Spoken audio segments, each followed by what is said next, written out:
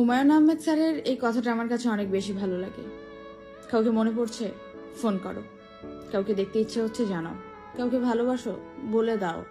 সময় নিও না। আগামী 5 মিনিট বেঁচে থাকবে কিনা তার কোনো গ্যারান্টি নেই। অপূর্ণতা নিয়ে পৃথিবী ছাড়তে নেই। কিন্তু স্যার হয়তো জানেন না, কিছু কিছু মানুষ তার ব্যবহার, তার কার্যকলাপের মধ্য দিয়ে এমন একটা গণ্ডি তৈরি করে ফেলেছে, তাদেরকে ফোন দিতে আর ইচ্ছে করে না।